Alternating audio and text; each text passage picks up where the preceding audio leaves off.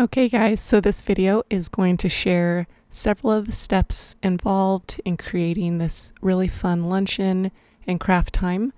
And I took this old tablecloth. It's not that old, but it was a really cheap piece that I've had from Temu. And I thought, it doesn't fit any of my tables. I don't really love it. So it's going to be perfect for what I have in mind. So what I'm doing is I'm taking a really strong zip tie and lifting up our chandelier. Now this chandelier is super lightweight. It's hollow. It's very basic. I realize most chandeliers are probably too heavy to do this, but ours isn't. And so what I'm using are some clamps to be like a second pair of hands for me. And I'm going to attach a super lightweight blanket ladder. So the clamps will hold one side for me while I secure the other side. Now this blanket ladder, it's the lightest mango wood ever. It's I've had it many years from Hobby Lobby. I'm sure they still have blanket ladders. I don't know if it's the same type of wood, but I love the idea of something overhead for party decor. And in this party space, there's not going to be room for any centerpieces or table decor. So I had to look at the room and determine how I would add some nice touches. Now, I wanted to go with some dried flowers because the DIY craft is a dried flower candle. And so I thought, well, I could put a bunch of candles out, but that kind of can get hot. And with lunch cooking, I just thought, let's just stick with the dried flowers. It's winter, and so we'll make it cheerful. Now, I went out and grabbed some branches from outside and then bought a $5 bundle of baby's breath from Sam's Club. And then you just use the self-sticking floral tape to wrap around. I snip off a piece of baby's breath and then wrap it around all the ends of the branches, and it looks like a blooming spring tree. Now, this idea in my head worked a lot better. I bought a box of 100 of these dried flowers, and I thought I'll just string them and I'll have these beautiful dried flower garlands. Well, 100 doesn't go that far actually, and so I had to space them out on the string, which is fine. But as you can see, I also had to hammer the needle into these dried flowers because I couldn't just stick the needle through. They are so hard, and it's a hardy type flower that I had to gently hammer. And sometimes, like that one, it just would break in half and crack.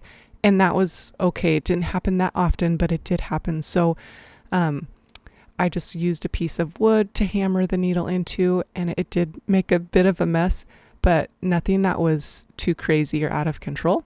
So this created such a fun garland, and I put one on each side of the ladder. Right now at this point you can only see the one, but I took my branches with the baby's breath and I just used more zip ties to attach the branches, and then I tied on the flower garland. And so you're seeing it not quite complete, but halfway.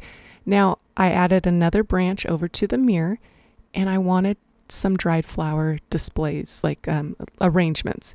So I attached these old thrifted baskets. They were like $3 from the thrift store, and just used more zip ties to attach them to the branch. And my dried floral arrangements are super lightweight, and so I just set them in there and it worked out perfect. Now I got all these dried flowers from Temu. They were the cheapest I could find them, and because I did all of this ahead of time, I could wait the 2 weeks for it to ship from China, and I didn't really know what I was doing, so I just went for it. And I took each flower and I put one type at a time, and I just put them in the floral foam. This Oasis foam, it's not dense like the styrofoam. It's very lightweight, and so these dried flowers just easily went into it. And then I had extra baby's breath, so I really filled up the space with the baby's breath, knowing it would also dry beautifully. So this is just what I did with the dried florals from Temu, and the lavender smelled so wonderful at first. Obviously it aired out a bit, but it just added a nice pop of color to the baskets. Now, if I would have thought about it, I could have sprayed that preserve spray to help them to be vibrant a little bit longer, but I did not. So if you know me, I'm no cook. I'm not good in the kitchen. I like to bake, but I'm not like super great at it. But I can put together a fruit tray like nobody's business. And so I thought, let's stick to simple, easy things. And the whole meal turned out to be kind of a brunch type foods.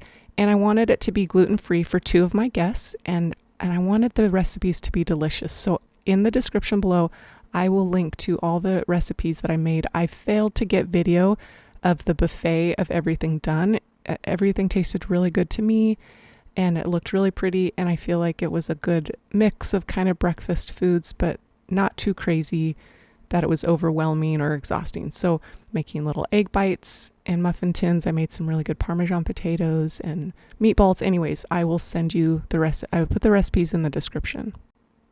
Here is the party space with everybody's place setting and their supplies. Like I said, no room for table settings. Here is the spritzer bar. I don't do alcoholic drinks usually, and so I like to do a fun punch. And here are all my friends making their DIY craft after we had lunch, and they made beautiful candles. It was such an easy craft for everybody. So there's kind of the final project. I did a practice run before teaching them, and now I'm going to show you exactly how to do it. So you will need an unscented candle, some dried pressed flowers, tweezers, a container for hot water and a spoon, and this mini craft iron is what really sealed the deal. So I started out by just boiling water in my teapot, and this is going to help us with the first step of attaching the dried pressed flowers to the candle.